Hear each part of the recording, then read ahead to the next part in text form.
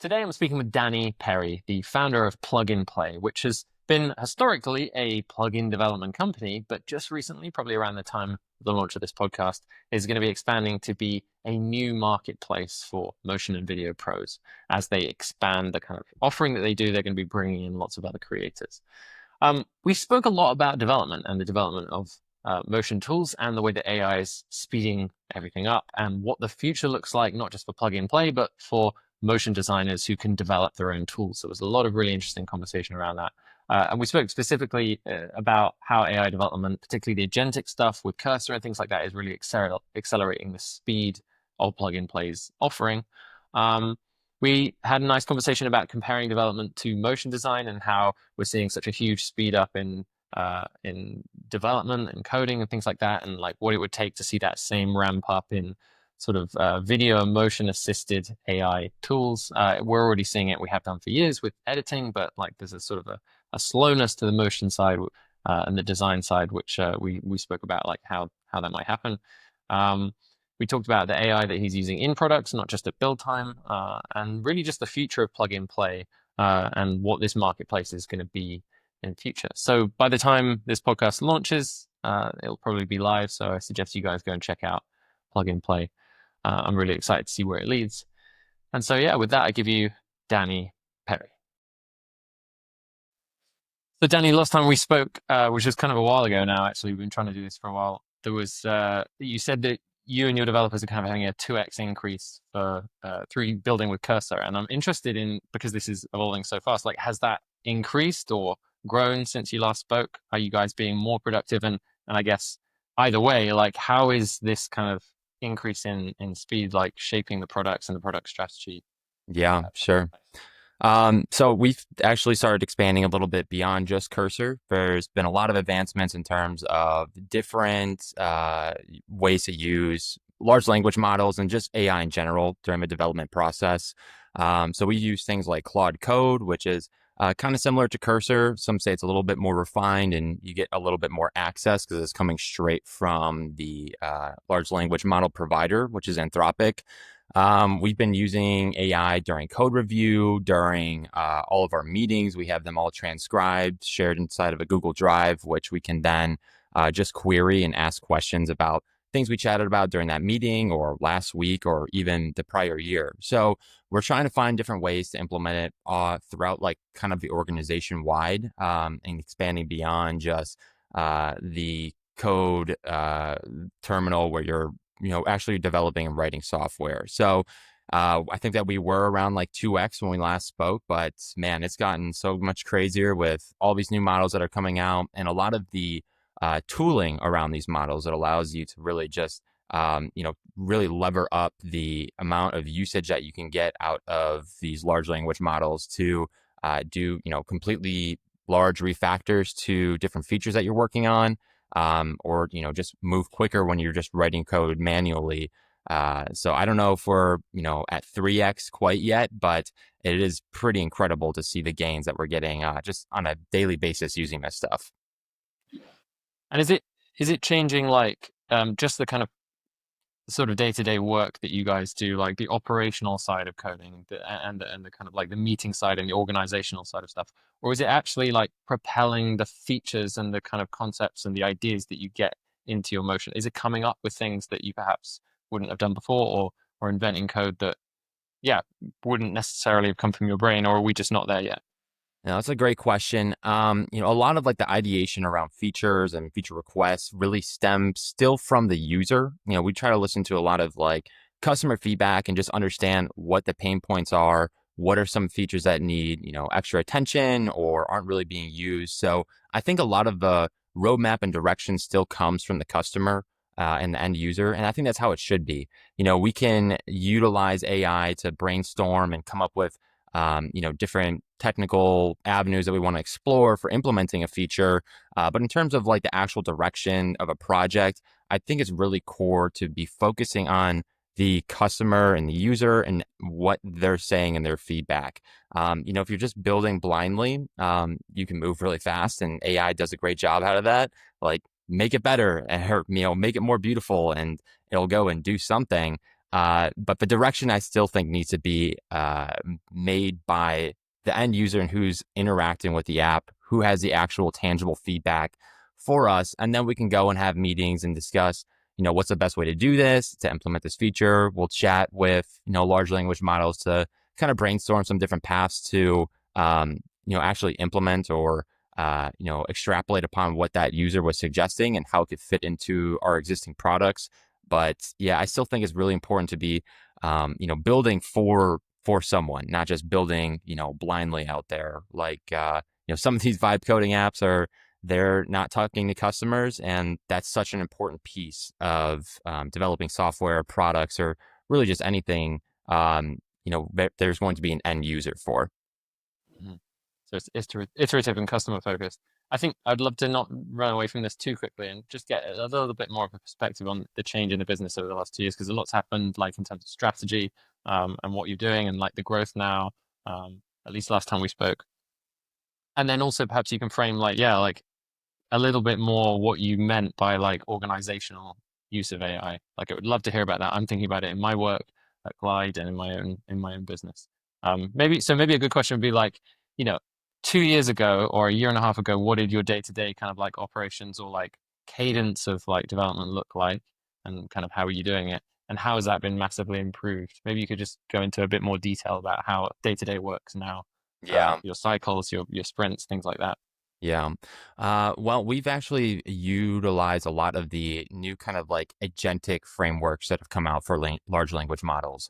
I think 2 years ago, a lot of the kind of usage that developers specifically were getting with AI was through tab complete and like, writing very basic functions inside of your code base, as opposed to just having a more holistic view of what's going on throughout your entire code base, and being able to architect new features just kind of like on the fly without having to direct it to specific files or specific logic flows that you as a developer might be familiar with. So 2 years ago, we were just really just kind of using it to speed up manual coding. Whether that is it predicting the next few lines of code that you're about to write, or maybe being able to even write a few different features inside a single file.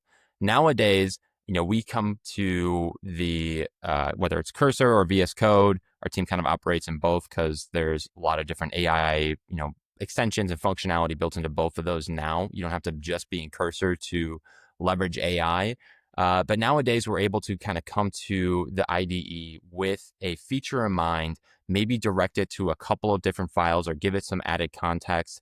But you can really just, describe what type of feature you're looking to have implemented or built, give it some technical guidance a little bit, and just have it really run with it. And it's incredible to just see, you provide maybe a document in terms of what this new feature is, some of the considerations, and you just throw it at these agents inside of whether it's Cursor or Claude Code or Gemini CLI. There's probably 20 of these different agentic coding platforms out there now.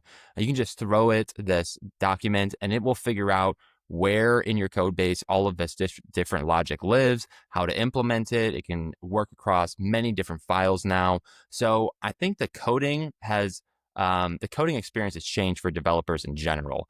You're doing a lot more like oversight and code review of what's being generated by these agentic large language models, versus going through and manually writing every single line of code. So I'd say that about 80% of the code that we write these days is not actually written by us. It's written by a large language model. We're going through vetting it line by line, making sure that everything is safe and sound. But these models have gotten so talented, and the tooling around them has gotten so talented, that you can really kind of just throw whatever type of feature or implementation guidelines you're looking to have included inside of your code base, and it will just run with it. The context, length that some of these models now have are in the millions, so it can really understand like a complete, snapshot of what your code base is, where all the logic lives throughout it. So it's really incredible to see, just how far we've come already. And so I think it's two things. I think it's the large language models have definitely improved. Claude Sonnet 4, Claude Opus 4, These are state-of-the-art models that have such a technical understanding of a wide variety of different topics, a wide variety of different coding languages. But where we write most of our software in JavaScript, and so much of the web is written with JavaScript, there's so much training data that goes into that's available for these frontier labs to include inside their models, that when you're writing JavaScript, it just has so much training data because the whole web is built on JavaScript, that it's very talented. It's very familiar with that language, and so it excels like incredibly well now. And with so that's part one, is having these models just increase in intelligence and be really well suited for JavaScript development. But part two is the tooling around it. And so, of course, we've had Cursor now for a few years, but the advancements that they've made, that some of the competition to Cursor has made, has really just pushed the whole industry forward in terms of how do we leverage these large language models, not to just spit out a document, but to actually call different tools, such as, okay, I need to do a code-wide search for where this functionality lives. And it can do this midstream to identify what the next steps are, where it should be looking. It can move files around. It can add files. It can, call your database with this new MCP, type of framework that's come out, Model Context Protocol. And so the tooling around this stuff has gotten so dialed in for software development that it's just, those two things coming together, the large language models getting exponentially better, the tooling getting exponentially better, has just made software development so easy, especially as a well-trained software developer.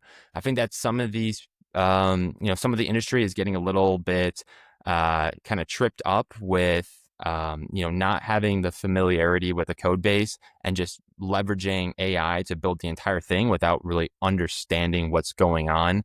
That's where people are getting into a lot of trouble. That's where a lot of like security issues are starting to come into play.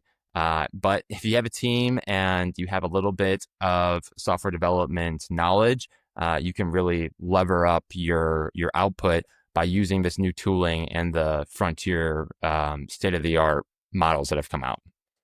It makes me so jealous. Like, again, I mean, I've been thinking about this for a while, but like hearing you talk about and hearing your excitement just makes me so jealous as a motion designer of developers. I'm like, I can't fucking wait until like motion designers have this like upgrade. And it feels really far away from it. Like, I guess the question to you would be like, how far away do you think we are? And you're in the editing space as well now, like with the Premiere stuff Yeah.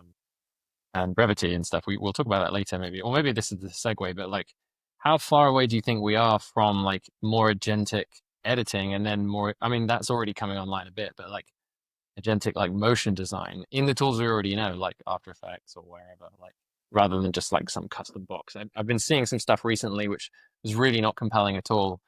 Once you got past the hype and the front page for motion design, but yeah, I just can't wait for that. How far away do you feel like we are from that? And then maybe you can back up your explanation about why we're not there now. Yeah.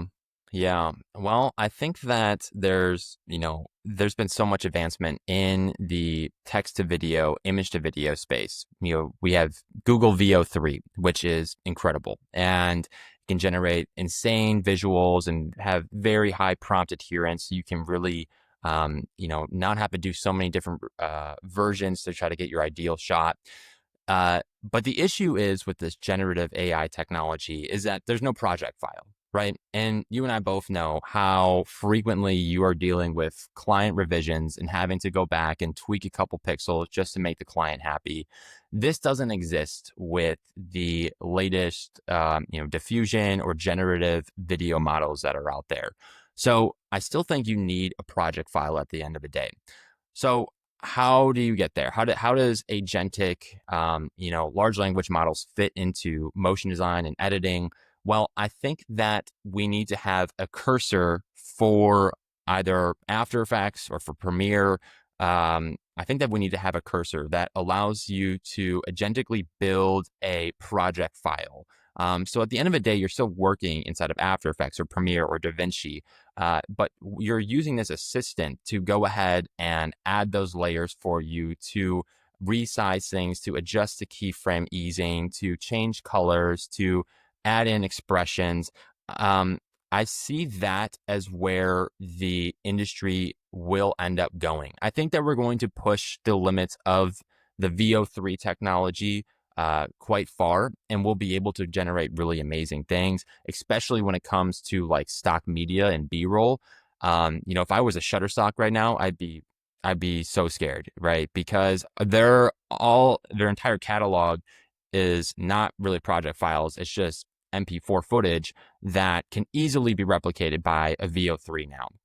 So when it comes to motion design and actually editing, I still think that we need that cursor moment where we have something that we can conversate with, that we can edit with, that sits in its own panel alongside your After Effects project file that can really go ahead and assemble, these different animation pieces.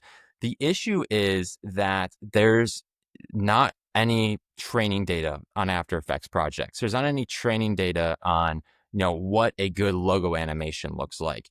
Sure, we can have throw a bunch of different rendered out logo animations to a vision model or a generative video model, and it can maybe start to come up with some different renders or outputs that can animate a logo. But the issue is that you still don't have that project file that you can go back into and tweak. So we need more training data. We need a way to be able to take an After Effects project that we've deemed as being super, high quality. Like, this is what a good logo animation looks like. This is what a well-structured After Effects project looks like. And we need to be able to replicate that using a large language model. So we have things like Clutch GPT by Justin Taylor, and that's been like kind of the first big step into like an agentic motion graphics experience. But at the end of the day, we just don't have that training data. We don't have models that are trained on motion graphics or on editing. So we can use like Model Context Protocol. We can use MCP to give these large language models tools to go ahead and edit videos and assemble clips, which is probably the first real, achievable thing with like agentic editing. Of course, you need to have good storytelling capabilities and be able to, properly convey your message through editing.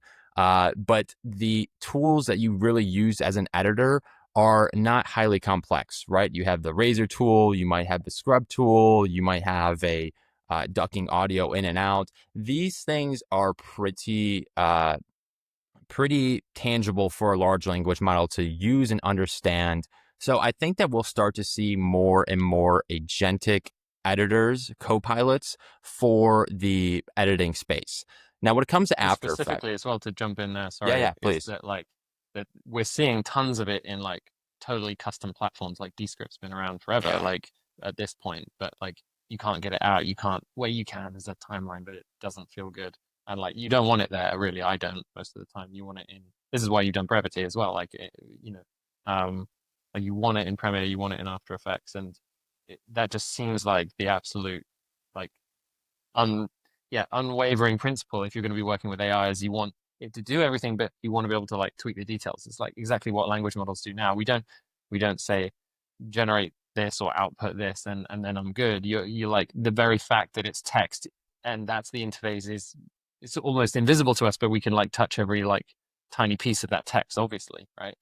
Um, so yeah. Anyway, I interrupted your flow. Where were you going to go next? No, This is no. interesting. I Oh, think, don't also, I'd love to just dip in here as well. Maybe you could bring in like one thing I thought is I don't have an understanding of like what an MCP server or like integration would look like for a language model. Like how maybe you, for non-technical people or for motion yeah. designers who aren't developers, like maybe you could give us a sense of like what that would look like for After Effects or Premiere. What would you have to do? What kind of like data or like what's the API, I guess, for the language model? What's the description of After Effects? What tooling does it get? Yeah, yeah. So I think there's a few things there. Yes, Descript is killing it when it comes to providing some type of agentic workflow. But that again, it kind of just stays inside of Descript, which fine. What we're talking about is building something, that stays inside of Premiere. But my point is that the actual, editing workflow is something that can be done by large language models and is being done by large language models. Where it comes to After Effects, though, where there's so much depth to it and there's so much nuance and little shifting of layers and tools available and effects that are available, it becomes a lot harder to, have a large language model wrap its head around the chronological series of events that you need to do in terms of adding this effect, tweaking this layer, changing the opacity, adding these keyframes just to get a comprehensive animation together. That's a lot harder to do than asking the large language model to, hey, cut out some of the fluff by using the razor tool, then ripple edit things together. That's a lot easier for a large language model to do. So the question, I think, is how do MCPs, what are MCPs? How do they fit into this workflow? So MCPs, that stands for Model Context Protocol. And essentially what it means is that you are exposing tools that the large language model can call. So for instance, with this Descript stuff that's coming out that allows you to kind of conversate with your edit and have it actually go and actually, make cuts or make edits or, pull stuff out, change the audio, stuff like that. What you are doing essentially is you're telling Descript, you're telling the large language model, hey, you're acting as a professional editor here. You have these tools available. One is the razor tool. In order to use the razor tool, you need to supply a time, you need to supply a track ID, and you need to describe maybe an in and out point, I guess. I don't know. That's probably not relevant for a razor tool, but you understand the concept of providing the kind of like documentation for using, for the large language model to use tools.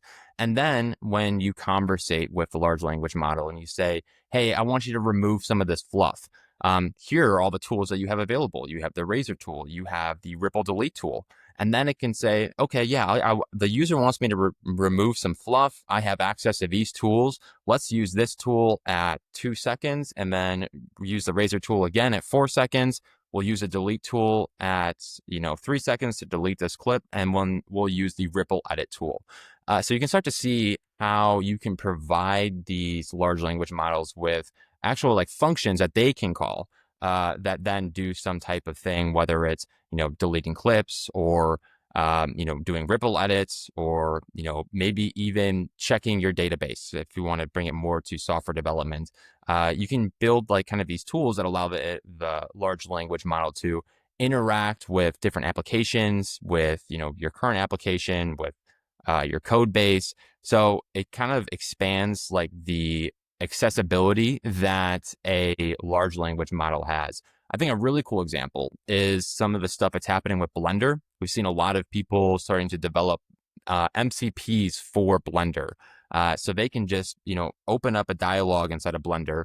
It has access and knowledge of all the different tools that the large language model can use within inside of Blender. And you can say, hey, build me a castle with a red velvet rug going up through the center of it and a princess on top. And it will go and start to, add primitives to your scene. It will start to model things. It will start to, kind of just assemble a scene for you based off of the tools that it has available and also your request. So I see that going more definitely into the editing space. In terms of After Effects and motion graphics, there's so much depth to it that there's not, and there's not a whole lot of like, examples and training data that is made for a large language model to understand, what makes a good logo animation. So it's going to be probably a few years. I don't know. We'll see, before Yeah, I we have a see something question that's here, like a actually. true cursor for After Effects. Sorry, I jumped in there. Like, I have a question like about essentially like I don't understand what like the scene description is. I mean, we call it that, I guess, in cavalry, but like, is there a way? So like, we give context. So cavalry, I absolutely love. It's one of my favorite tools. And one of the many things that I love about it is like, for example, you build a rig or a scene or anything, you can just hit Command A and copy whatever's in your timeline, and then paste that into a text editor, and it's there. You paste it anywhere else on any cavalry latest, you know, version, and you'll get that same thing with keyframes and everything. It's just like, and it's all JSON. It's just like a remarkable kind of That's like really cool. thing. So I just have like rigs in Raycast. So I just like I manage my rigs in my own custom Raycast extension, Yeah. which seems like overkill, but like for me, it's just a really wonderful way to work, to just be like, oh yeah, I have that rig where there's like a radial array that allows me to do X, Y, Z. Oh, just paste. It's done. It's all there. Like, and the That's thing really took me cool. 15 minutes to make. And we're like so early with Cavalry, and there's no one's sharing that shit online, right? Yeah. So the language models don't have it. Like, I'd love to change that. That's what I'm trying to eventually do with my website, is like share some of the code that I've been doing for scripts and Cavalry. But that's not going to do anything. It's not going to make a dent. Like, imagine in 10 years, let's say that everyone had been using Cavalry and it was just like as big as After Effects. You can imagine then that the language models, I guess, am I right? Maybe I'm wrong here, like would know this much more and would be able to sort of like architect it more? Or do you need like reinforcement learning and training? Would it just hallucinate a whole load of stuff with that stuff there? Does that make sense as a question? It does, yeah. And let me preface this by saying that I am not a, talented AI engineer by any means. I've just been around the space enough and have my toe in the software development space. So I understand kind of what's going on, but in terms of what is required to actually spin something like this up and adding reinforcement learning, I want to just say everything that with a grain of salt that, I'm not an expert here. I do think that that is the first step, though, is being able to take a project file and convert it into JSON. And I didn't even know that Cavalry had that option. That's really cool. So I'll Don't talk definitely make about it sure. much. Yeah. It's very cool, and yeah, yeah. Anyway. So you're saving it in Raycast, like just a JSON text document, and Yeah, then I mean, you could do any UI, right? Like yeah. Raycast is the way that I operate everything. So, and I'm very keyboard like oriented, so I love that. But yeah, I mean, we've got scenery.io for Cavalry, which is run by Remco Janssen, who's like brilliant. He's just doing such a great thing with the community there, just like loads of scene files. He offers nearly everything. His work is like for free there, they're Wow. only just starting to like sell stuff. So it's a huge benefit to the community, but like they're project files. They're not like rigs. And also the workflow there is you have to download the file, open the file, and then you can copy stuff. And maybe some people don't even know yet that Yeah. even heavy Cavalry users don't know maybe that you can copy stuff between projects. I don't know, maybe it just doesn't come up. But for me, like I always think my brain is very modular. So and a lot of the work that I do, at least for Glide, is very like repeatable. Like sometimes we work on big new animation types, but I'm like, I know I need that rig that has the split screen. I need a rig that pulls this in here and does that, or like the array that pushes those images from left to right. Um, and so I like, and like certainly UI animation is really repeatable in those sorts of things. So it just seems to me that we need some like repurposable thing. Like just going back to the original sort of area we were chatting in, like motion design is like development is just ripe for like efficiency gains. Like there is so much rote stuff. I remember listening to the Cursor team talking. It's like Friedman or something, and they were saying it's surprising that, but it makes sense when you're a developer that actually sometimes the next 15 minutes of your work is like predictable, right? As a developer, which kind of blew my mind and still does because I'm not really a developer. I'm definitely not a developer. Like I'm a viber, I guess you would say nowadays, which sounds terrible. The lines are getting Um, blurred now. yeah. No, not a true developer. But I'm very technical. And I think like motion design is even worse. Like, for example, like designer comes with style frames or like, UI elements in Figma. You're like, I know what the next hour is. It's like getting all of those, whatever you're doing, whether you're doing vector stuff in Cavalry or PNGs in After Effects, or shapes or whatever. It's getting that over in the rig that makes sense to me, right? And that's just one of many things, or like organizing the project files, or like setting up all of those shapes there with like nulls and paths and things like that. There are so many things that are just, it just seems to me now that like now that I'm spending my days like doing something in 10 seconds with AI that I would have done in 20 minutes before with text. And now I'm like, right, now I'm at the front door, I can do the work, right? That's just normal to me now. Yeah. When it first happened, I was like, this is so amazing, I'm moving so much faster. Whereas now I'm just like, no, I'm just on to the next thing. I'm being creative at the next layer. I'm still not doing that in motion. I still feel like a pen pusher, like in motion. Yeah. And yeah, I've kind of rambled a bit here, but that's what I'm feeling about motion. Is I can't wait. Now, I think that a lot of people share that sentiment, myself included. I think that, when it comes to software development, there's just so much code already available on the internet. And it's so easy to train a model and include that training data inside of a model because it's readily available. Stack Overflow, GitHub, these places are just filled with billions of lines of code.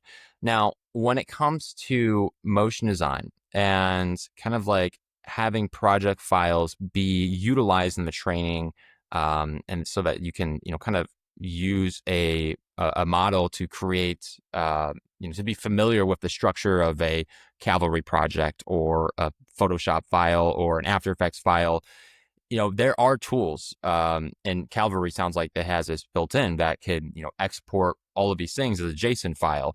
And that's great. That's, what a large language model needs essentially is they need to understand how, what is the structure of this? How does this data flow? How does this logic live? And it's hard to do that, through a video and then expect it to create the code to create the video. So I think that is the first step is being able to, JSONify product files. But it's going to And take a how lot can of you that. do that with After Effects, or is it just like impenetrable? Well, no, you definitely can. There are a few different tools out there, I think, that are like AE to JSON, which will basically take a composition and export it all as a JSON file, and then you can import that back into your project file through this application. And it will assemble the composition. So I think there are tools that do that.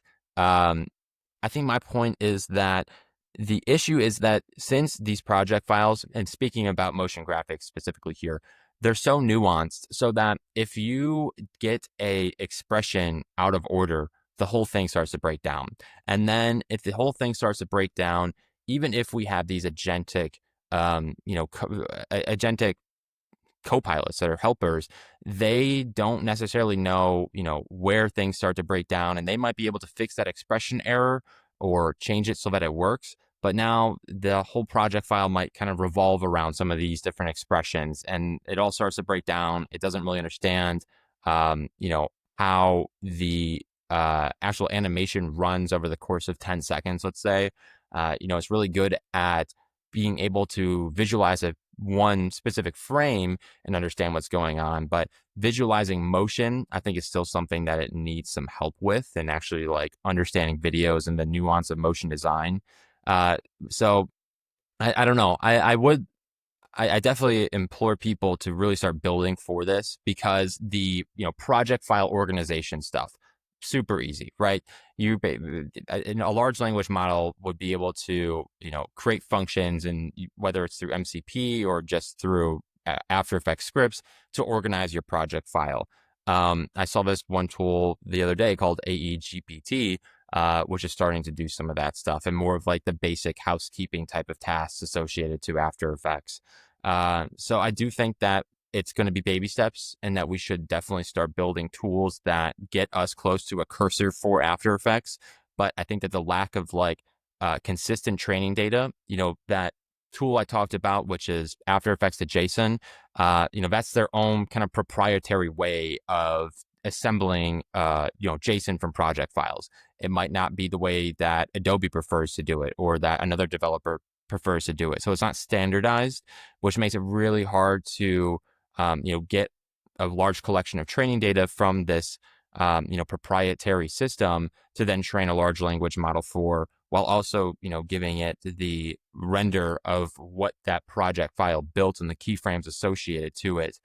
So I guess my point is very nuanced using After Effects, and it's hard to make it repeatable with a large language model. Hard to be able to like build the nuance intricacies of a project file using a large language model, especially because there's just not any real data for a large language model to understand what's a good project file. How are these things assembled? There's not a standardized practice of doing this.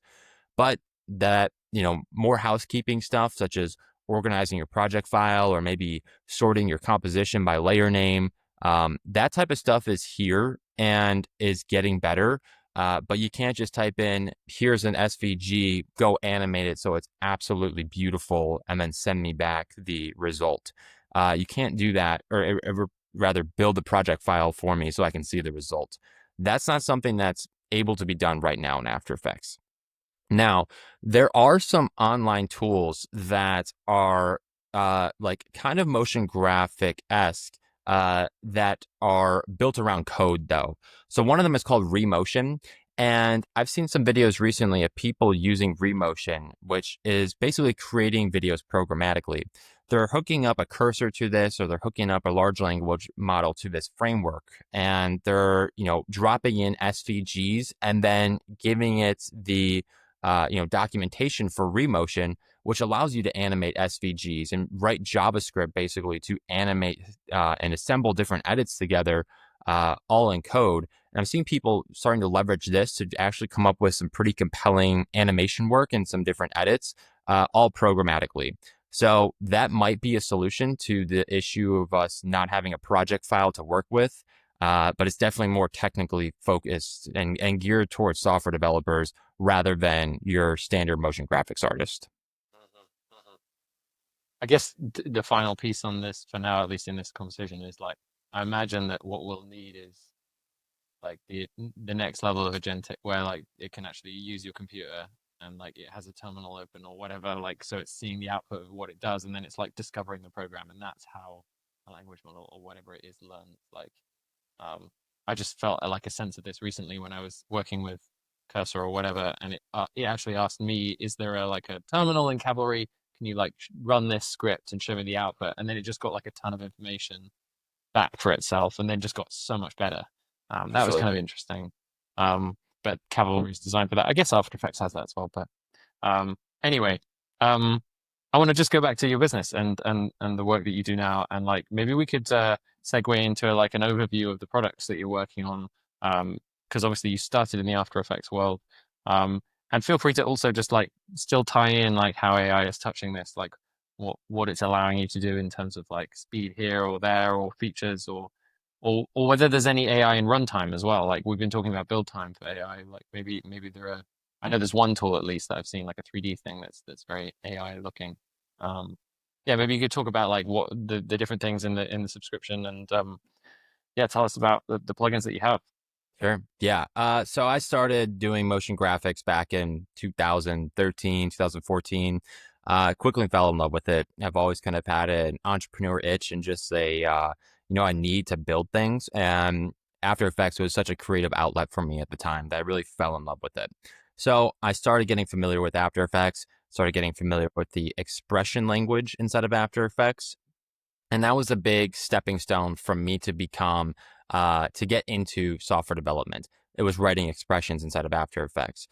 So I built my first tool with the help of a software developer at the time. I didn't know how to code back in 2017, but in 2017 is when I released my first product, put it on AE scripts. I really just built it for myself, but ended up realizing that maybe some other people have a need for this type of product.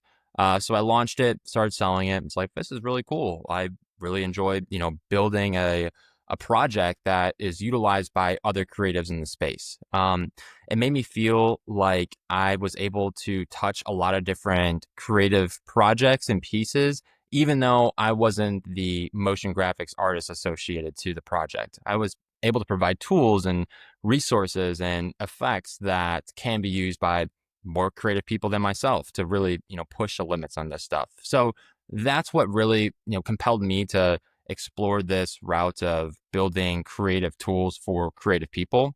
Um, and then it was, I started developing more tools. I started teaching myself more about programming. I released DataMosh Tool 2, which is one of our best-selling products still. That was a quite an uphill battle for me to go from very little software development experience to building basically a full stack application. And this was before we actually had any large language models. So it was all manually done, which What I'm was the full stack application? Data Mosh. Is that DataMosh an 2. extension? Oh, okay, cool. I haven't even. Okay, cool. I So misunderstood DataMosh it. 2, Product. a lot of these After Effects tools, some of them are scripts, some of them um, are panels like CEP panels, and those are like the full stack applications. You have a front end, you have a back end, you're communicating between the two, you're doing stuff locally on people's computers to move files around. So it was a very big learning experience for me and quite a uh, you know kind of bit more off than I could chew type of thing. But I got the project out the door. And from then on out, I was like, okay, this is definitely what I want to be doing with my career. So then I started building my own proprietary platform where I had some issues where I wasn't able to upload some of my tools to AE scripts. They have a policy about kind of like competing products, and I identified some different functionality that I wanted to build and thought I could do it better. but they have a policy that didn't allow me to upload competing products to their platform. So that compelled me to create my own platform. I had a decent catalog at the time of different tools that I had developed through my team and through myself. So we started just uploading tools to our platform.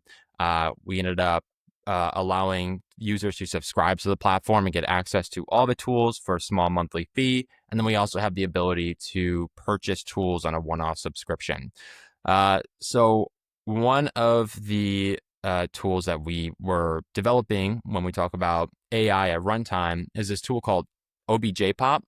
And what this tool does is it allows a user to upload an image or even just use text to describe an image that they want to create.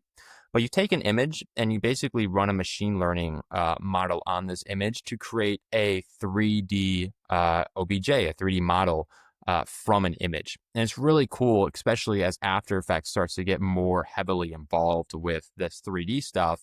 It's really cool to be able to just drop in an image of like a basketball, and then it immediately renders out like a fully 3D object that lives inside of your scene, within like 30 seconds. So the amount of time that you're able to save as like a 3D editor, or just someone who's just looking to add some sparse 3D inside of their, composition, the amount of time that it saves and money it saves you is incredible. You don't have to go browse different 3D model websites, buy one, import it into your scene, clean it up. This you can just literally, paste an image from your clipboard even, and it will go ahead and create this 3D model inside of After Effects. So that's a really cool example of using AI more at runtime. When it comes to like some of our other products, and so let me just get back on track to kind of the career history here. So we released products like DataMosh 2, we released products like OBJPop. We realized that there's definitely a need inside of the Premiere industry for more third-party tools, especially as it relates to social media editors. There's a lot of users who are on Premiere who are having to go to CapCut to create a lot of their social media posts, especially if they're doing stuff at volume. They really don't like to use CapCut. It's definitely more of like kind of a novice tool and isn't really set up for certainly an enterprise organization, but even for more professional editors, it's really just not geared towards their type of workflow. So we identified that there's a lot of pain points when it comes to creating social media content, especially inside of Premiere. There's just a lack of tools.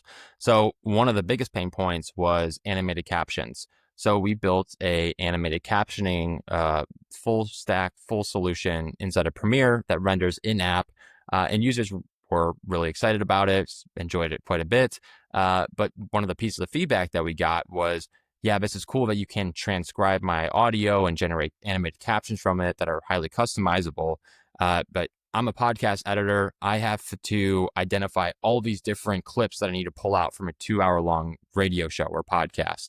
And this takes me, over 2 hours. I got to spend 2 hours listening through the whole podcast and then all this extra time just identifying different sections of, clips to cut out.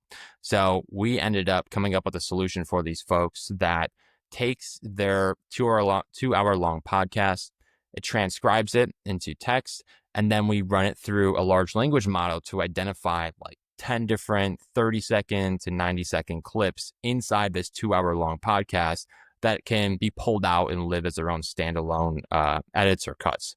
Highly designed for social media, automatically reframe so that the active speaker is currently inside of this, the frame. So it's kind of a lot of the steps in terms of taking, 16:9 long form content and changing it into short form content that's 9:16. So that's another example of us trying to, utilize some of these large language model features inside the actual editing workflow. Of course, this tool isn't going to get you 100% of the way there, but it will get you 75, 80% of the way there. What you want, like the trade-off is having it in the environment that you want it and the way that you want it and control. So I think that's all most pros are looking for at the moment. Like that, they almost don't. Well, of course, we'd love it if it just nailed it first time, but that's not realistic. Like that, just having control over it is super important.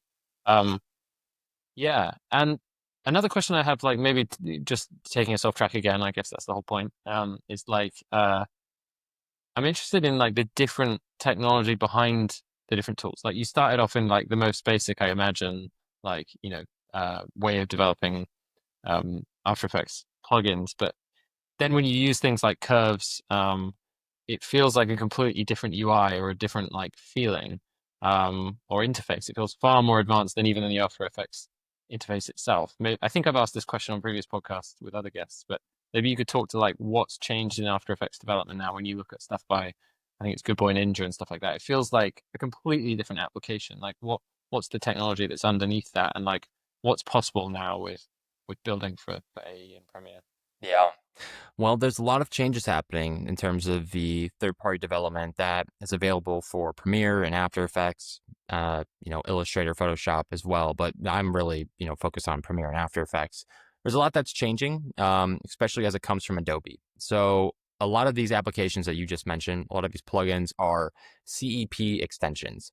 Um, what that means, without trying to get too far into the technical weeds here, is basically Adobe provides a blank canvas that's a website that lives inside of Premiere or After Effects. And so you have all the flexibility in the world to, style this as a website. And in a website, you can build whatever you want, basically. You can have whatever type of UI, type of interactions, types of scripts running. So really the sky's the limit. And we have been given this sandbox that we can play in and create, highly advanced UI and results all from within inside the sandbox. So that has been CEP. And, of course, there is APIs that allow us to communicate with the host application, whether it's After Effects or Premiere. And so for curves, for example, we built a highly advanced UI that, you could take that code and drop it inside of Google Chrome and it will run. But we also have it hooked up to the After Effects APIs so that when you set your Bezier curve and you control the handles, maybe you save it as a preset to come back to later. But when you actually go and apply this, it's calling the After Effects API, which says here are the values for these keyframes that are selected. Go ahead and add these. Maybe if you're doing an elastic animation through the UI, we built a really comprehensive system and mathematically correct system for creating overshoot animations, elastic animations, even bounce animations all inside this panel. And then it's how do you translate this into an API call to actually, add these keyframes and adjust these keyframes inside of After Effects. So that's been the environment that we've been given for many years now. CEP has been out for, I want to say, over a decade. Adobe has gotten a little spooked recently because there are some inherent disadvantages of CEP. One, and probably Adobe's most feared, is the security risks. So they gave us this sandbox that not only allows us to interact with the UI and build it as a website, but also interact with the user's file system, which is necessary for a lot of tools. For example, our data mosh tool, which renders out your sequence, does all of the real-time glitching by manipulating the compression algorithms of footage. This all requires access to the user's file system. And a lot of tools that have been built, and a lot of plugins that have been built, utilize the user's file system and have to do operations on the user's machine. Even like a tool like Copy Pasta, which is another one of our tools. This is a free tool that allows you to paste in images from your clipboard into After Effects and Premiere. Awesome, super useful. Why hasn't Adobe developed it yet? I'm not sure, but this is stuff that needs to interact with your file system and your terminal. So Adobe has given us a sandbox. It's been no rules, basically. Do whatever you want, be a good person, and you'll be okay. But, they're risk adverse now and to coming up with a new platform, which is called UXP, which is, a little bit more locked down. It's When you say a more, new platform, that's like a new development framework, or it's a new development framework. okay, got it. Yeah. Yeah. It's a new development framework that they're really pushing and starting to roll out. There's a lot of things that still need to be implemented inside of this, and a lot of like just functionality that's not available yet.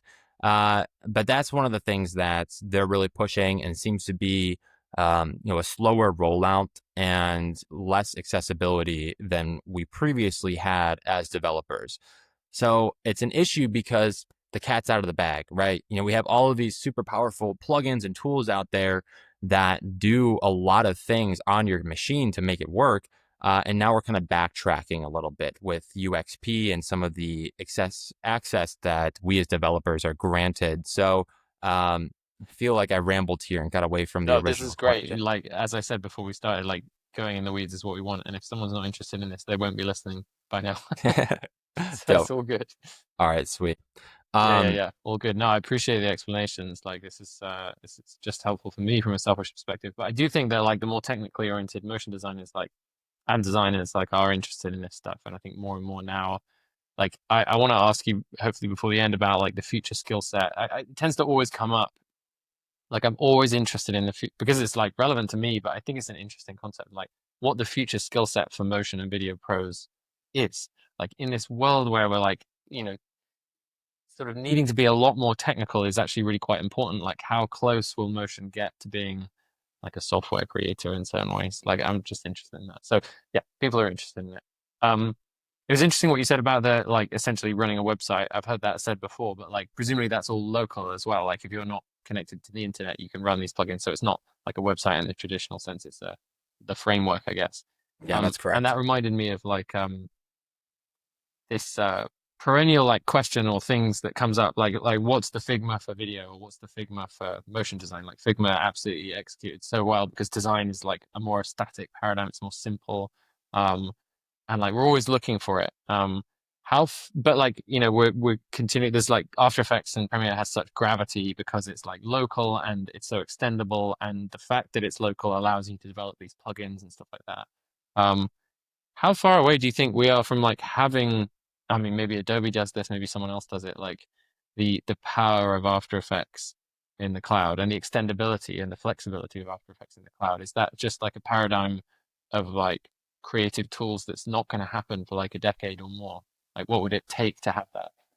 Yeah, I think that's $1 million question. There's I think Figma and some of the, other UI and more vector-based, static solutions out there, uh, those things are pretty easy to spin up in terms of, we have Figma, we have Illustrator, we have, name 1,000 other different vector art tools and platforms online.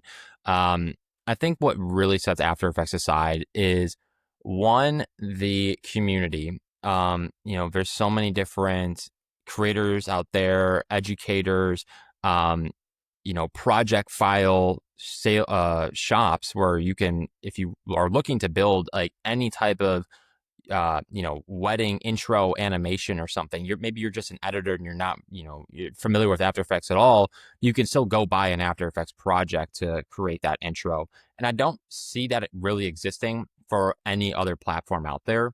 So I think it's one, the community. I think it's two, just how deep After Effects is in the amount of like built-in effects that are included with this package to replicate all of those different effects.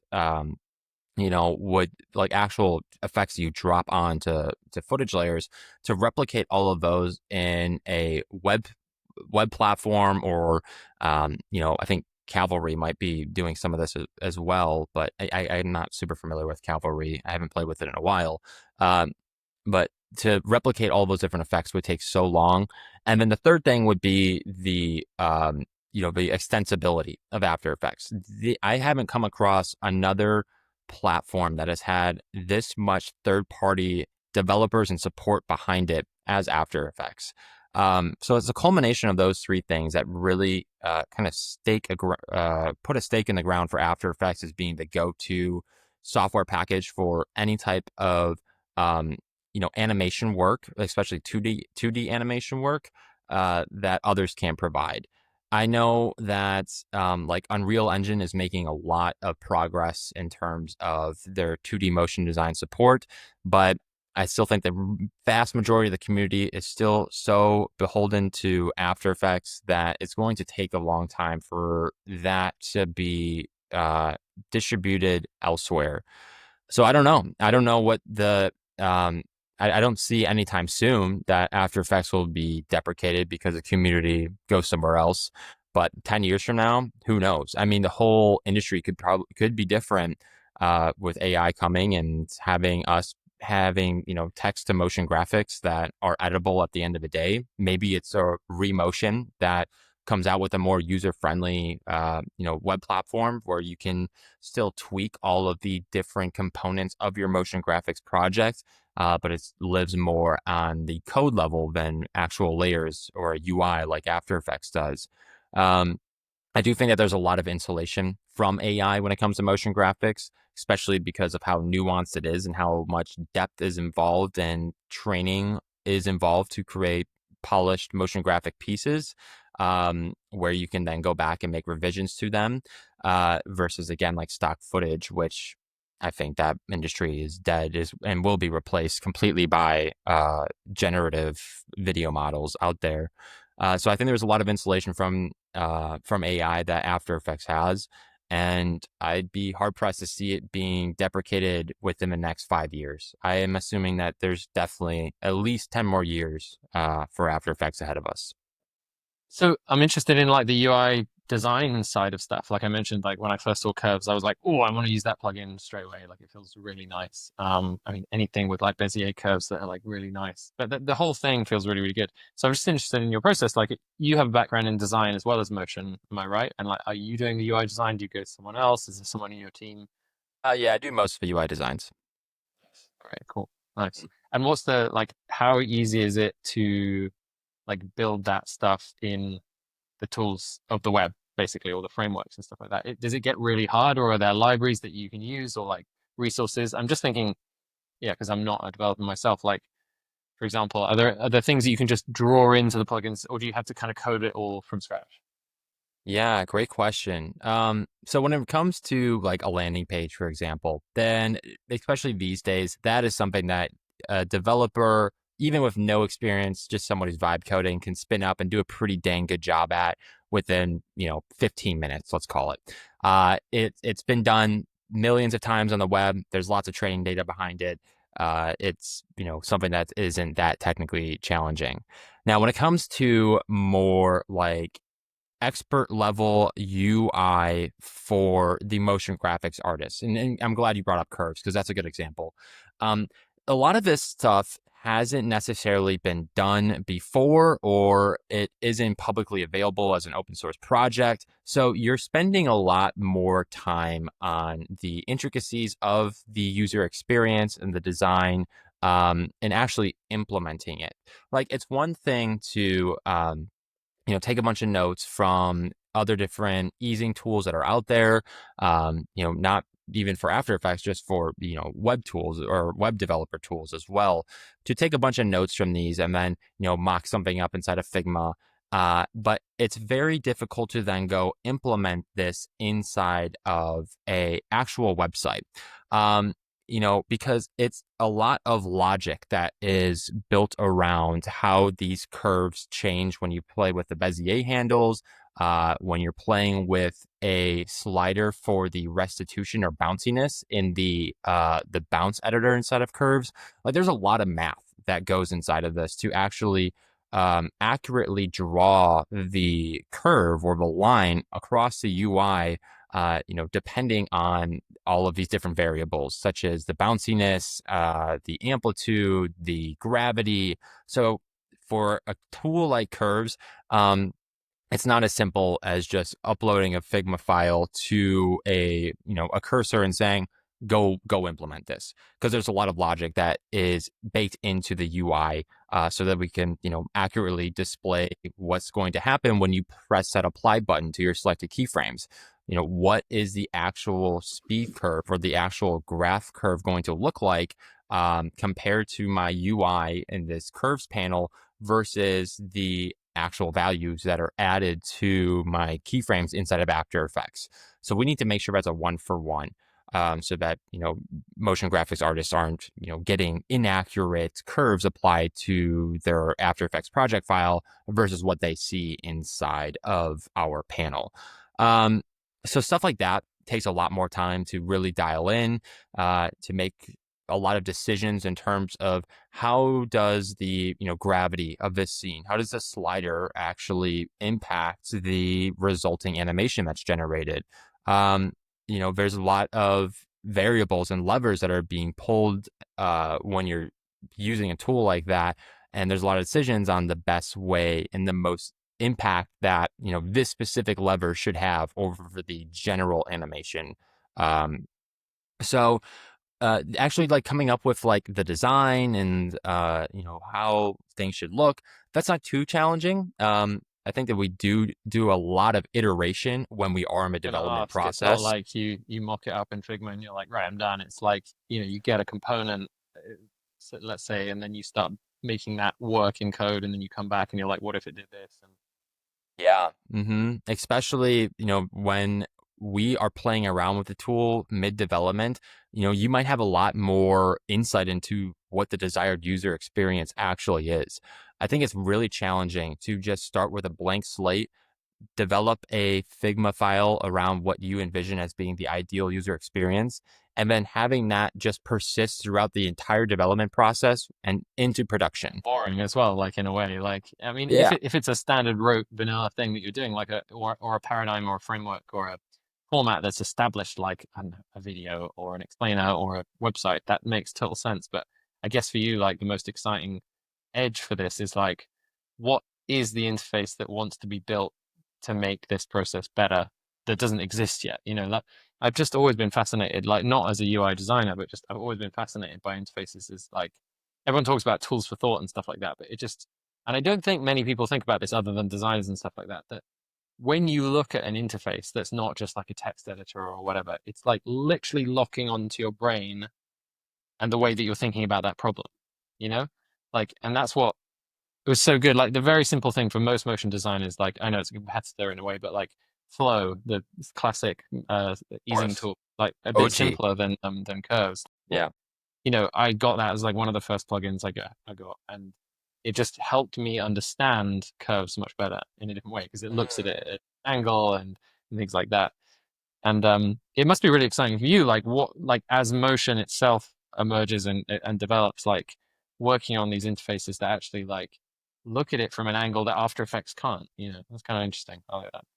Yeah, Like, like it's one of my favorite processes of the, development experience and shipping products is really working and, um, making decisions around what is the ideal user experience? What's the ideal user interface here? And especially as I come from a motion graphics background, it's a lot easier for me to think, put my motion graphics artist hat on and think like a motion graphics artist when I'm developing these UIs. Versus if I was just someone just kind of new to the industry, doesn't have a whole lot of animation experience. I think that's where a lot of the magic happens at Plug and Play at our company is a lot of us come from that motion graphics background and really just try to take it to the next level with software. So it's combining both of those different, kind of like states of mind, acting as a developer, acting as a motion graphics artist, combining the two and making so many micro decisions. Like it's hard to, convey and demonstrate all of the like micro decisions you make as a developer and as a UI artist when it comes to building the ideal user experience for a user. There's, millions of these, and it's like such like a dopamine hit every single time you figure out one like, oh, this is it. This is the ideal flow experience design for this ideal customer, which is a motion graphics artist. And then you move on to the next one and do about 2,000 more of those decisions.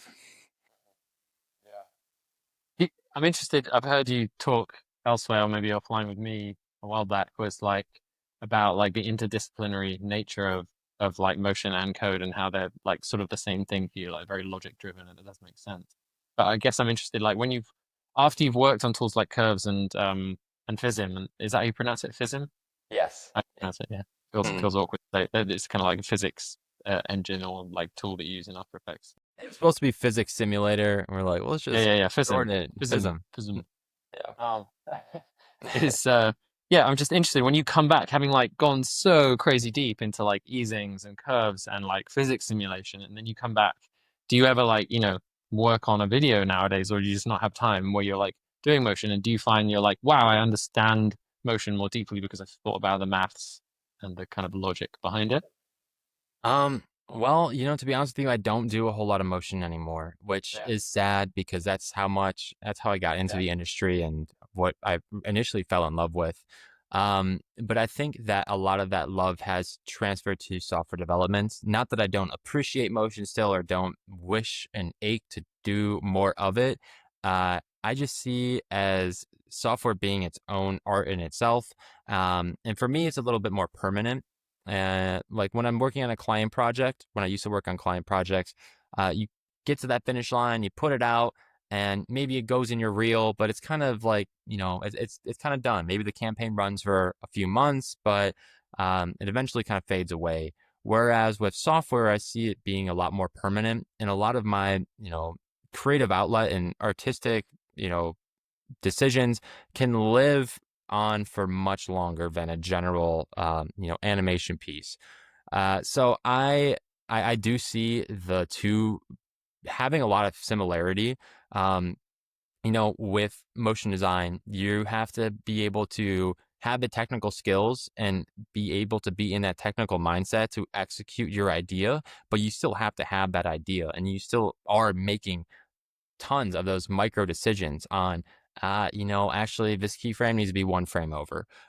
This color needs to be 10% less, less hue. Let's make it a little less saturated. Just stuff like that, is stuff that really correlates into, especially UI design in software development, but also just software development in large. I think that you're always looking for ways to kind of optimize your project file in After Effects. You're looking to optimize your code base and code. So for me, the transition was very natural. Of course, there's you're learning a whole new software package, right? You're learning a whole new way of creating things. Whether it's no longer as much through a user interface, it's more like After Effects or Premiere.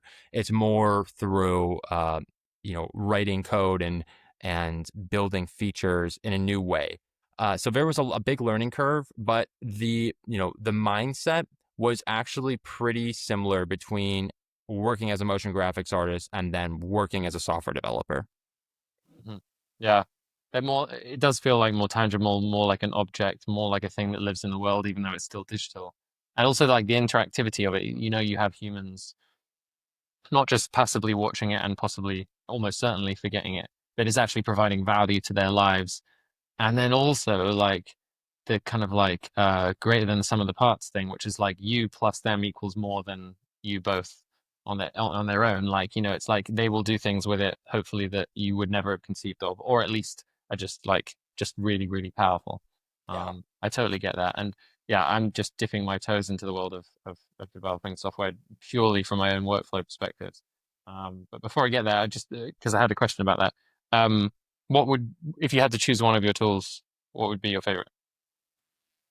Oh, um, I don't Yeah, and you know. have to, otherwise we'll end this podcast. Yeah. All right. Gun to my head, favorite tool.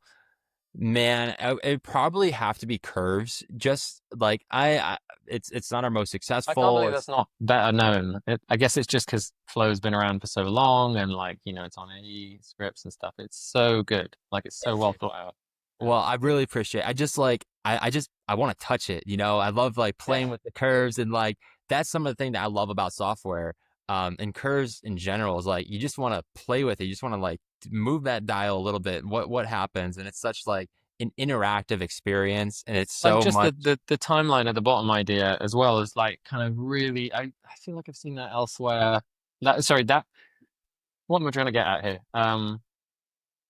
Like what you create in your motion is so like beautiful to look at and hopefully right Yeah, and yeah, like it's so like oh, wow it's moving right like simple brains um isn't it crazy that like most like UI doesn't do that a little bit as well and like yeah. doesn't translate like it's like the perfect kind of example of what we were kind of touching on a minute ago. It's like when the design can be an interface for your brain and help you understand it, like, Mm, show you how fast the ball goes, like, or whatever it is, yeah. show you the speed of the ball, those sorts of things. It's great. Yeah, I would agree. That would be my favorite one as well. That's your Although favorite I'm one. not using it at the moment, but yeah, I would love It's to. Yeah. You have perpetual licenses, right? Or yeah, okay. I think I'm just gonna have to do that again because it's been in the background of my mind. I want to switch over. Um, Well, I implore you to do so, but yeah. that is one of my favorite ones. I think that, there's such IO, like there's such input output that you see from it. Whether Say it's more that on little that, just briefly. What do you mean by I? there's so much like you put in an input, you get an output as soon as like you play with the tool. I think that, it's very tangible to see what is actually happening with the dials and with the inputs. Like as soon as you make an input, you're seeing an output. And before you even hit that apply button that applies the animation, you're still seeing a preview of the animation. You're still seeing the curve adjust. So it's very, like I It's said, such a. Do you know what? It's such a profound point here. I think that like I don't want to like skip past, but it's yeah, like when you really think about it, like the interaction of most aspects of motion work is so static. Like even getting in tools and you're like, I'm gonna like scroll down this list of effects or like overlays or like, blending modes and like, oh, I'm not seeing the change in the thing, right? Just because of the limitations of the platform, the way that it was built, the fact this stuff has evolved over time. And I just love the idea and I continue to think about it. Like one day, hopefully, someone will be doing a motion piece, and they'll basically be like Minority Report or whatever, and they'll just be like working on a thing over here, and it'll be like bouncing around and like it'll be tactile. They'll have like haptic feedback in their hands, and then yes. they'll be like, "Yeah, that's good." And I'll throw it over there, and it'll lock into the composition, and like the whole thing will feel like. I mean, like when I spent a lot of my early life writing music, and that's a lot more visceral. Like when you're writing a few bars here or a beat or whatever it is, like a little passage or chords, and like because you've got speakers there, you're feeling it in your body, and still that tiny minute thing is still exciting. And I find it a little hard sometimes with motion to be like as excited when I'm working on the pieces. It's sort of more when it starts to come together. Yeah. Um, so yeah, just well done on curves. It's great. I'd Well, love to see thank you. more of that in whatever else you're baking. And on that note, I have a question. Like, maybe you don't want to talk about it, but like, is there anything? Two questions. Like, do you have like a huge backlog of ideas that you'd love to do one day? How do you decide what to work on next? And maybe you could tell us what's coming up, or probably not. But there you No, I'm happy to share some behind the curtains type stuff. go. Right. I do have a backlog of stuff that we want to work on. It continues to grow way more than we're actually going Great. and executing on them. But, maybe that's a good thing. Maybe it's a bad thing. I'm not sure. Um, so we do have a lot of new After Effects tools and Premiere tools that we want to build. We want to bring our brevity captioning workflow to the web. We've seen a lot of users who come to us and maybe they're not expert Premiere Pro users. You don't have to be to use the tool, but maybe they don't even have access to Premiere. They want a web solution. So that's something that we're talking about. But the big project that we've really been working on kind of behind closed doors and haven't been super public about is this big pivot that we're doing with Plug and Play. So Plug and Play has traditionally had all of our own proprietary tools that we built on the platform. And you can get access to all of these different tools. I think that we're up to like 9 now. Curves included, FISM included, OBJ Pop, a lot of the ones that we touched on today. You can get access to all of these via perpetual licenses. So one time purchase it and you own it for life, or via subscription, which if you're not using the tool, you're not looking to make big investments of large sums of money at a single time, you can subscribe for a cheaper monthly fee and get access to all the products. So this is how Plug and Play has traditionally been run. We've got a really great community that's actively using our products, that is in the ecosystem and really enjoys the stuff that we do. But the biggest point of feedback that we've gotten is you guys just don't have enough tools on here. Some of my favorites that I use every single day, they're just not on Plug and Play. And so that has led us to really start expanding the catalog to not just be our own products, but to be a lot of other author and other developer products on our platform as well. So some of your favorite tools that maybe are on AE scripts or not on AE scripts or sold on other platforms. We're bringing a lot of them together onto our own platform, and you'll still be able to purchase each one with a perpetual license. But I think what's really exciting is this new all access package that we're releasing. So we're still working out the pricing, but it should be pretty cheap per month. And this gets you access to all of the different After Effects tools that are on the market and that are coming onto our platform. So it's been a big undertaking to source different developers, communicating with the industry and talking to users, getting feedback, making sure that this is something that people want. And the overall feedback has been super positive. This is definitely filling a need in the industry where there's so many After Effects tools that are coming out now that it's hard to really know which ones you want, which ones are valuable, which ones fit into your workflow. So providing this kind of like all access type of model where you can try out the latest and greatest tool as soon as you want without paying any extra money, I think fits into a lot of different creatives, just general workflow for creating projects in After Effects, and then also in Premiere too. We've got a lot of different Premiere effect developers that are coming onto our platform. So we're really excited to get that out the door. We're about 2 weeks out from a public launch on that. And we got a lot of different developers that have already onboarded a lot of their products, built their product pages. Again, you can still get access to all of these products via the perpetual license if you want, but there's also an all access subscription package as well. So that's something that we've been spending a lot of time on. Super excited to get out the door. The team has grown a lot in the past like 2 years, and they've really helped come together, myself included, to like make this all reality. So I think that that's been the biggest thing that we've been working on. We also have a lot of updates coming to Brevity.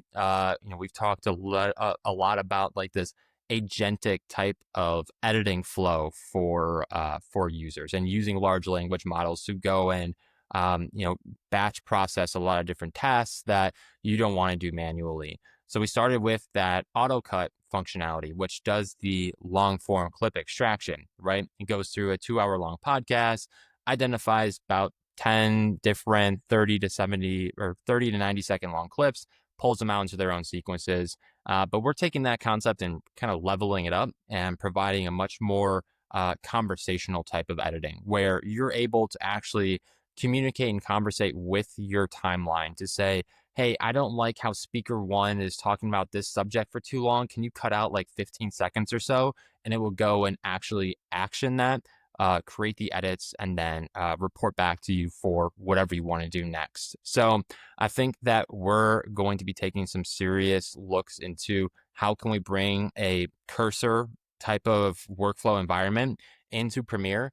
Like I said, After Effects, it's still such a beast that it might be a little hard to do, but with Premiere and a lot of like the clients and users that we have on there, they're looking to edit social clips fast. They're looking to have that conversation to quickly make creative creative edits to their sequences. So I'm really excited to see how that one rolls out as well. But yeah, those are kind of the two big things that we're focused on right now. It's onboarding new authors and new tools to our platform at Plug and Play, and it's expanding the AI feature set that comes with Brevity. Sick. That sounds so exciting. I got to ask a thing that I tend to ask some like any like After Effects developer.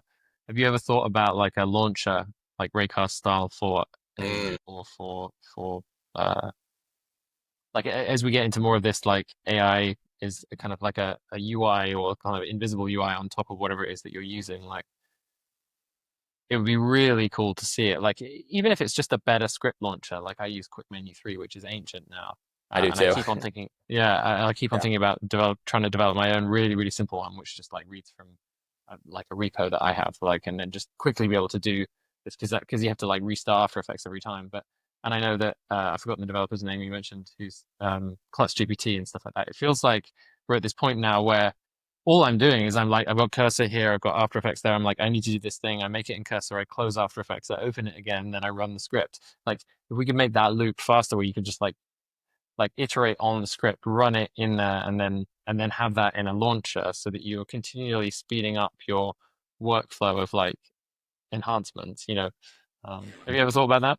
I have thought a lot about doing a launcher. There's Quick Menu, there's FX Console, both of which perform really well. FX Console has some advantages because it is a actual plugin for After Effects versus being a script or a panel. I think Quick Menu is actually a script, so it still takes a little bit of time for it to pop up correctly. It's not as native to After Effects as FX Console is, because FX Console is a plugin written in C++, which is how the rest of After Effects is written as well. So the experience feels a little bit more native. The issue with FX Console is that it's not as there's not as much extensibility as Quick Menu has. Um, I think some of the things that you can access from FX Console is a little limited. Like it's really just the effects that you're kind of getting access to inside of there. So I wish that it was a little bit more comprehensive and had some more features. But yeah, we thought about doing the best of both worlds, right? We wanted to be very native to After Effects. We wanted it to feel very snappy and quick, like FX Console, but we wanted to have a lot of the, added features and extensibility that Quick Menu has. I think that, for my team as it exists right now, we're so focused on a lot of the like panels and workflow enhancement tools like curves, like FISM. When it comes to actual C++ development, that's kind of a hole in our organization right now, in our team. We don't really have someone who's super talented at C++ work. And if we were to do a quick menu launcher that feels super snappy, we would want to do it in C++.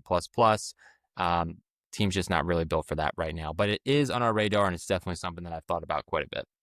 Especially with what you spoke about like the launch in 2 weeks and what you want plug and play to become. And I'll ask you more about that. Like it kind of makes sense in my mind, like for someone to lead this, like we're going to see more and more vibe coding of people being like, I've got this extension that does this. You see it on I see it on LinkedIn all the time. Like, and I've done it a bunch of times, like a camera rig. Like I remember the first one I just did a camera rig that I use all the time at Glide. That's like just dials in the settings and like sets up a null for focus and like constrains that on just X and Y and so that you can just do this like flyby of a 2D screen and stuff like Hmm. that. And everyone Yeah. was like, wow, it's so useful. And I just vibe coded that like in an afternoon because I needed it. And I just imagine a world for motion designers and video editors in future where like more and more people like me are doing things like that. And we need a central place because there's so much good shit like that out there that no one's discovering. It's really easy to publish raycast extensions. And it would be really cool if you could do the same for After Effects because it'd just be more of a flywheel for community. And I can imagine you becoming like a repo for that central place, and then people discover your other stuff. Like maybe that's free, because obviously you can't really constrain that so much because it's just like simple script files. It'd be cool. I'd love to see you do it one day. Yeah, I think that's a great concept, Jack. I definitely see what you're saying with everyone and their grandma seeming to be becoming a developer these days and posting their vibe coded apps up there. But if And you can be the platform that like pulls that in and makes it central, even if you're not making money out of it, which perhaps you shouldn't, the like as a duty, like maybe as a kind of like trade off, people would then know about you because they're using yeah, whatever the launcher, and then it yeah, becomes the UI for all of that vibe motion stuff. I think That'd it be should cool. be free for sure. Yeah, I'm a hardcore Raycast user myself. I love it. It's, kind of like the entry point to so much of my work. And I see definitely a need for that, especially as it relates to some of these Adobe creative tools that are out there. Um, yeah, I think Wonder that, like what the unlock is for editors, like which is such a bigger market in Premiere. Like what is it? I forget the name of the brand that does like a launcher for Premiere. I've got it, but I'd have yeah, to. is it Night? Excalibur? Yes, Knights of the Round Table. Yeah, yeah, yeah. They've got something. I looked at it. I was like, that's great, and then I'm not using it because I'm not using Premiere. But like, I bet you there's so much more to be done there as well. Because Yeah, that's more extendable. This sort of yeah. live kind of vibe code sort of thing. Anyway, there you go. That's Got my my head pitch for. turning. I'm thinking Give me a now. call when you work on it. I'll loop you in if it becomes a reality. Yeah, yeah. Yeah. Cool. Yeah, I guess closing now. Like, just we've spoken about the launch in 2 weeks, which I guess says a lot. But like, maybe talk, and we spoke about that potential idea. Like, what do you see as the future direction for plug and play? And like, maybe you can also then segue into like another perhaps hard question, which is like, in a future where we can like design our own software whenever, like I'm touching that at the moment in simple ways for my motion work. What's the value of an organization like Plug and Play, like, Mm. and a subscription model? Like, if anyone can develop it, I guess the ceiling's always going to be higher than what you can develop as an individual vibe coder. So maybe that's the answer. But yeah, I'd love to hear just your reflection on that. Yeah. Yeah. Well, let's start with the future of plug and play. So I see us becoming kind of like the go-to marketplace for all After Effects, Premiere, and eventually other platforms as well, third-party plugins. And I think that the kind of new era of vibe coded tools will play into that a lot. Like there's going to be so many tools that are out there and are for sale that as a consumer, as a motion graphics artist, as a creative, you are going to be confused on which tool is the right one for the job, which one should I put my money behind, because there's just going to be so many out there. So I think there's definitely a need for a platform like Plug and Play with a subscription to be able to test out all of these different tools without just throwing your money away, by being able to actually vet each single one and make sure that, yeah, this new tool just came out, but is it worth $50? I don't know. Like, should I go spend my money on that? Let me just try it out real quick. So I think that all of these new tools that are coming onto the market, because everyone's a developer through vibe coding now, will be a really, will be a lot of like, kind of cloudiness for the end user in terms of not really knowing which tool they should be using. And I think plug and play solves some of that issue.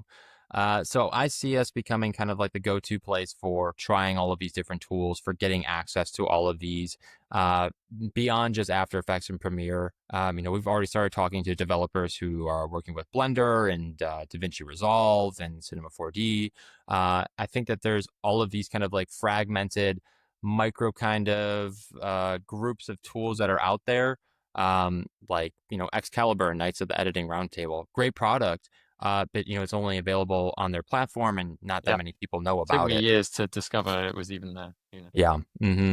Yeah, So I'd like to see just, kind of like a cohesive place that expands beyond just After Effects and Premiere, and allows for a wide variety of tools to be uploaded and utilized by the community, and just let the community decide what's best. If a tool is uploaded by a vibe coder that doesn't work that well, I don't think that it should be, I don't think it should be super successful. So we'll just see, what the market does in terms of which tools they are using and prioritizing, and have the winners be determined, such as that.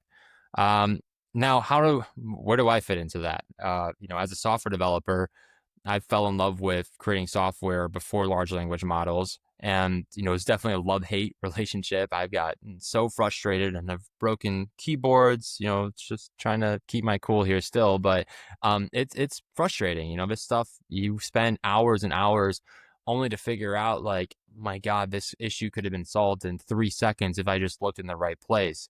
Um, so now with the, kind of invention of large language models and that being integrated so tightly with the software development practice, it's taken a lot of that frustration away. It's created its own frustration in its own ways because it has a mind of its own, literally. And so it may deviate from what you're looking to do and mess up other parts of your code base. And if you're not staying attentive, then you could dig yourself into a hole because you're not really sure what your code base is anymore. Um, I do think that will eventually be solved, and I do think that majority of the work will be done by a large language model. And that's kind of where we are right now. I'm at 80% of my code is written by a large language model, but I don't see myself as being replaced at any real time soon. I all with, you know, all these vibe coders that are out there, there's so many applications, but you're not building a curves using vibe coding only. And just as I said that you can't just take a Figma file for a highly technical UI design and expect a large language model to nail it and even understand why it hasn't nailed it. It doesn't understand, why this isn't actually what we are looking for, because it's not a motion graphics artist. It doesn't know what the actual Bezier curve should be doing when inputs are adjusted, or how much this gravity slider should really be impacting the overall curve of this bounce animation. Um, all of that, all of those nuances of building technical products for technical people, which is an industry that I operate in, um, is I still think it takes the overall engineer, the overall architect to really understand the audience, to be communicating with customers and implementing that into your sprints and into the actual product. Um, if you just want to build an anchor point moving tool, you can do that, no problem. But if you want to build a highly advanced polished product, you're going to need to get into the code base. You're going to need to talk to customers. You're going to need to connect those two processes, which is development, customer success, feedback generation. All of these things like coalesce into a good product. It's not just writing code. Um, but I don't know. I'll probably be at 100% no code ever written by myself anymore, but I'm still, engineering the product, right? Just because I'm not actually writing the individual characters for the code doesn't mean that I'm not overseeing exactly what's being built. If you're just letting the large language model just freaking run and put out products without having like any type of connection to the end user or any of that experience as a technical user building for other technical users.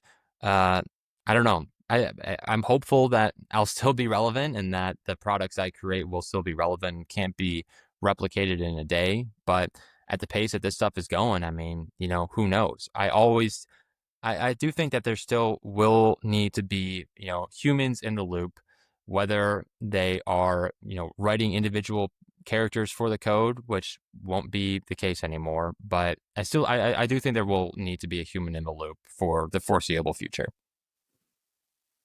Nice, well said. All right, couple last questions. Is there any tech coming down the line in terms of like core tech, like at the level almost at the level of like language models or like web technology and things like that, that's not ready yet, or is like really early days that you see like a potential, or you're keeping eyes on for building new motion tools that haven't been built before, or just making them better, whether it's like MCP or things I don't know about, like web technologies that are not to do with motion yet, but could be. Is there anything that you've got your eyes on?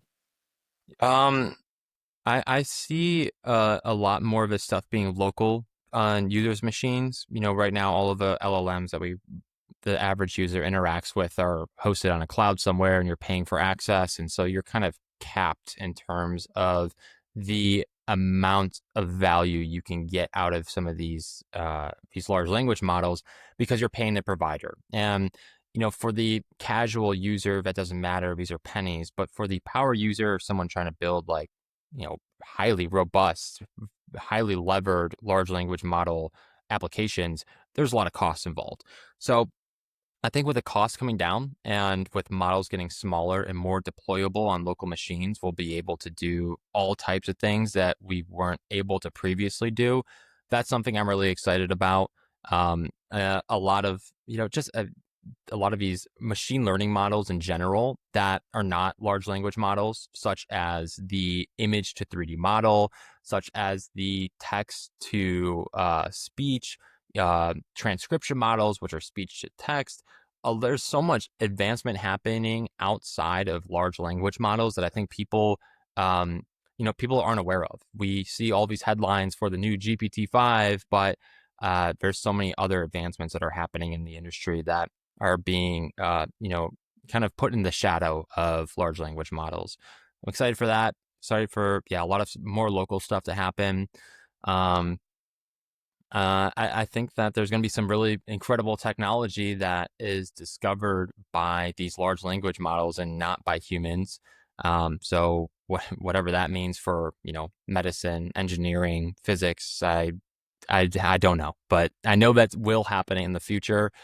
I don't know what that means, but it is exciting to be a bystander for some of that stuff. And then last question, and we've been skirting around it and talking about it in some ways, like how do you see your skill set evolving as the company grows, as the technology changes, and as you try and execute on like the vision plug and play? Like what what's going to make the most difference in the way that you grow over the next like 5, 10 years?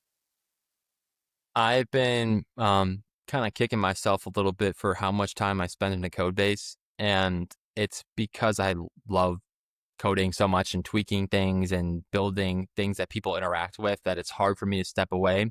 But I know as a leader of the company, it is more valuable for me to be spending my time, recruiting people, talking to customers, uh, inspiring the team, creating best practices and a culture for my team. Those are all things that happen outside the code base. And as a technical founder, I still gravitate so much towards that creative outlet, which is coding. Um, the same thing was true when I was an After Effects artist. I was always in After Effects because that was my creative outlet. Same thing is happening with coding. And I'm like, I feel like if I'm not writing code, then I'm not, actively contributing to the success of my It's company. like But the quantifiable thing, like there's such a yeah, tendency with your own sense of productivity. If you have a mind, like I believe you have, and I certainly have, where like at the end of the day, you look back on what you shipped, right? Like, and actually, like, you're like, those are the things I shipped, and all that other stuff about talking to those stupid humans over there, yeah, whatever. No, there's like some dumb part of your brain which kind of like looks at it like that. yes. Funny thing I've been starting to do recently, which is really like helpful for that part of the brain that wants to sort of not focus on the soft work so much and focus on the like the hard like boxy stuff, is actually like keep a work journal in ChatGPT. So like I Mm. have a folder where like I just have one chat per day and I just say I did this, I did this, I did this. And then like my mindset occasionally I'll just like do a reflection. And the prompt for it is like this is a work journal. Don't feedback every time, just say logged. And then when I say at the end of the day, give me a summary, it then threads it together. And it's so good. It like threads the whole thing together. Sometimes it's like a bit too poetic and it like tries Yeah. to find meaning where there's not, or maybe it's a bit like romantic or whatever. But seeing as it's like a personal thing, I like find it really helpful. I'm like, yeah, yeah. I'm like, all of this makes sense. And I did that thing. I called my mom, like, all of the, like everything from one end of the spectrum, from like writing a Raycast extension to calling your mom, like kind of feels like one thing. It's actually really helpful. I know. I just wanted to share that with anyone who's listening who suffers the same thing of like, I've got to have tangible things at the end of the day. Like, doing a little test that doesn't actually get shipped to your team and no one sees, or like sort of tweaking your system prompt for video generation I've been doing recently, which just makes it a little bit better. Like those little things. But at the end of the day, when you do like that kind of little journal thing, you're like, yeah, yeah, okay, it's all going in. Yeah. That's a great tip. I definitely like journal with chat quite a bit, but I Yeah. don't necessarily keep like a daily log of Mm. some of the things that I'm working on. But I do like I that feel like it idea gives it quite a way more bit. context as well. If you're using Yeah. ChatGPT or whatever your system is, like in other areas, like who knows when it expands and it can like really search and index like your past conversations, it'll just have way more. That's what is so sticky about ChatGPT for me, and one of the reasons that I continue to subscribe is because so much of the context about me and my business and just me as an individual is now hosted inside of here, and that when I spin up new conversations with the memory feature, it can pull in that context about me and my preferred writing style or my past experiences. Um, it's hard for me to just go to a new platform without all of that context that I have in ChatGPT. Yeah. This has been epic. We could carry on for a lot longer, but excited to have you back at some point after the launch. I mean, like in 6 months or whatever, and just see where it's at. Because, yeah, I think we need it's like another platform for this kind of software that's a little bit more like I love AE scripts. It's absolutely fantastic. It's brilliant, but it's always good to have more of these places for competition and like a meritocratic kind of marketplace. That's I'm really excited to see where it goes and looking out for that Raycast extension. Yeah, man. I'll keep you posted, but no, thank you so much for having me on the show, Jack. It's been really wonderful. I've had a great time and feel like we've had some really amazing conversations so far. Um, yeah, AE Scripts is, goated and has been in my life and been amazing for so many years. I do think that there's opportunity for competition because they really haven't had any throughout their entire history. But it's not about that. It's more about, giving users what they want and making great relationships with developers. So that's what we're really focused on here. Great, man. Cool. All the best of luck to you and speak soon. Thank you. All right, man.